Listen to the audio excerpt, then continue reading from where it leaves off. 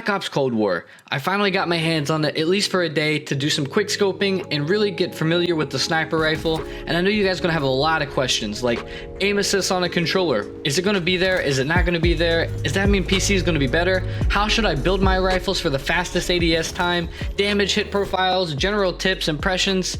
I'm Yoko for Yoko Gaming, and I got all that covered in this video. If you like this type of content, you like tips and tricks, anything to do with sniping, going in from the old Call of Duties up to the new ones, we got you covered right here at Yoko Gaming. So don't be afraid to hit the like button so that you know what type of videos that you like, and subscribe with notifications on so you can see my pretty face in the future. Now let's get into this video. Now we only got our hands on two of these, which was the LW3 and the Pellington.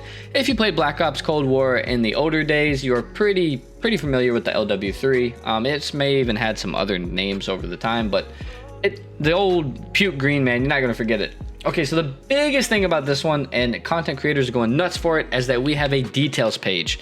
So there's no longer people saying this class is OP or ADS is the fastest. If they don't have this, they're lying, all right? So it took me forever to figure out how to build for quick scoping, all right? So the words have changed a little bit on this, but the players are the same. That's what MacGruber used to say. So I'm gonna walk you through every attachment that I used, why I used it, and then I'm gonna go over the main statistics here with you guys, just so you can get an idea. I'm gonna touch on this real quick. There's only a couple things you need to really figure out here for sniper rifles: your damage, your fire rate, your aiming speed, and your sprint out speed, and your reload speed if you want to. All right, so the first one here I have, another thing that's actually different is you can use iron sights and red dots. It's curious to see what this will happen in the community, but for now, we're just using the regular sniper scope. Muzzle. So you have all these muzzles. Basically keeps you off the radar and increases or helps idle sway. Unless you're going and playing like the ground war type modes, you don't really need it for quick scoping. For the actual barrels, muzzle velocity, not that important. It's not hit scan in this game. It's still, I think it's a mix between projectile. It's pretty clean. You are having to lead targets on satellite from spawn to spawn on that left-hand side or the right-hand side. You may guys see it in some clips. It's like a vast desert. You do have to lead them just a little bit, but not much. I imagine using bullet velocity would help that, but there's no real need for that. Okay, so now we have our 15% fire rate. This actually helps a lot. You can definitely tell getting extra rounds down the field faster. Now you are going to lose your idle sway. Again, don't worry about that. Body. Unless you're going for a hip fire, there's no reason to have anything here. What I went for is the bipod. Now this one was tricky, okay? This one gives the centering speed, horizontal and vertical recoil. Now I don't really mind about vertical recoil or horizontal recoil. You know, it's a bolt action, it's a single shot, so I'm not doing any follow-up shots. However, with the centering speed, what this does is if you're holding your breath, it will shoot the shot and barely, if never, really move the reticle. And that's interesting. That may be just in the beta. I mean, I know they're doing some wonky things right now. This will help you hold your breath and center the reticle faster to exactly where you're pointing it at.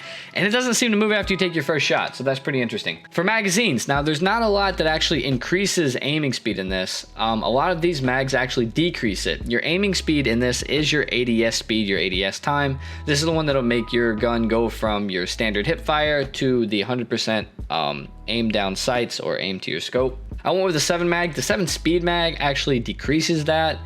All these, the Stag decreases it, the Vandal Speedloader decreases it, even if it's by a little bit. I want the most I can get. So you're stuck between the fast mag and the 7. You can use the fast mag if you're learning into a lot of clips. Honestly, I went ahead and put the 7 on. Now, the other important thing to know about is reload speed itself. It does not mean that it increases the individual bullet reload time, as this one's a single shot. What it actually means is, hey, you went from 5 to 7 rounds, so it's going to take an extra second or so. And so that's why they put the 40%. Really helpful information to learn. The handle on this is the only department I found that actually increases the aiming speed benefits. So your first one right off the bat gives you 5. Then you have your 90% flinch. This will be good if you're building ground war or if you're building on long range engagements. It also has one down here, the Warden, which gives you 8% aiming speed and 80% flinch.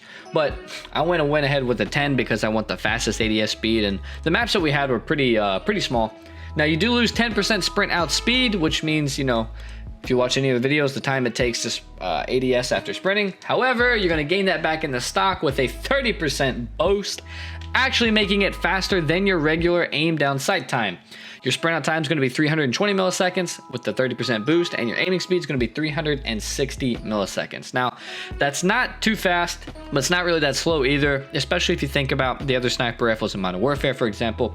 It is slow compared to the CAR, the SPR, and some of the other things that we may be used to, but it seems pretty responsive in this game. Now, going to the other one, the one you are used to maybe, the LW3, you'll notice right off the bat, 320-second sprint out speed, but a 450 aiming speed, and you will feel the difference, I promise. Almost 100 seconds slower. This is your HDR more or less for now. Now, I expect there's going to be about 2 more sniper rifles on launch day, but for now, if you were sniping, if you can even get into this beta and quickscope, the Pellington seems to be the way to go. So I know right now everyone on controller or anyone on console is absolutely scared to death because there is no aim assist on snipers. They added them in, they took them away. I think there's going to be a hybrid. I've got it from a reliable source that there will be aim assist for snipers in the game. It may not be on launch, but it will be there. And I think it is going to be reduced way less though, especially compared to what we've had in Modern Warfare. Now, every clip that you're seeing, I believe I played with my controller. I played 90% of it on controller just because it's what I'm used to and it's good for testing. Now, I did play about 5 or 6 matches trying to quickscope on a mouse and keyboard. And once I got my settings right, it felt so much better. I can't lie to you guys. The precision is absolutely there, especially if you're comfortable with a mouse and keyboard. Now, that doesn't mean you need to switch. It also doesn't mean you need to live in fear. As you can see, I absolutely can quickscope on the controller.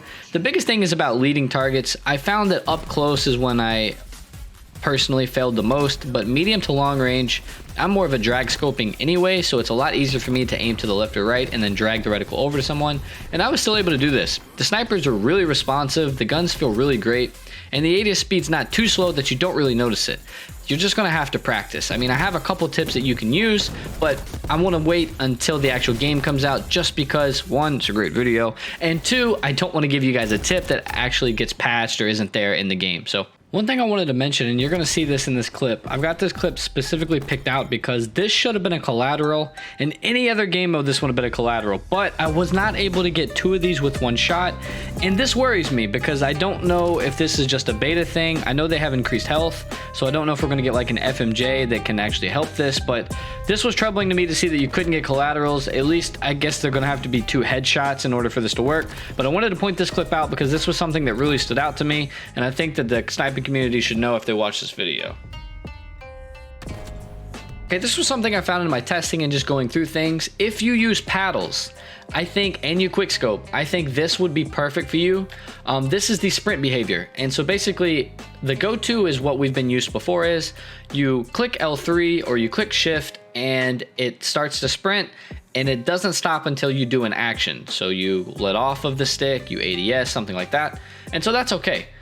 But the hold, on the other hand, is you have to actually hold the L3 button in or your sprint button in, and the moment you release it, then you stop. Now, this could actually be great if you have paddles. And the reason I say paddles is I tried holding L3 the whole time, and it's really responsive, but your hand gets so tired, right? And so this could be great around going around corners for quick scoping, or in general, as soon as you let off of the paddle, for example, you're automatically going to be ADS, so you're going to gain about 5 to 6 frames there, and that is huge, especially in this close quarters matches where people are using the MP5s and dominating with the shotgun. So this is something I just wanted to mention to be on the lookout for. Also, you have sprint cancel reloads. This is now in the game, so it's actually an option. So be sure to check that off if that's what you're into as well. I highly recommend it. I don't know why it's even an option. It should just be a thing. Alright guys, I know I talked a lot in this video, but I wanted to get it out. I wanted to tell you guys how I felt about it. I think quickscoping in this game is going to be great. I think once everything gets fleshed out and we really get some other sniper rifles, it's going to be amazing. Maybe even a couple marksman rifles that are single shot, so that'd be pretty cool to see. But for now guys, that's going to be it. Again, if you like this type of content, please leave a like, subscribe, comment down below what you thought of the beta. As always guys, I love y'all. Peace.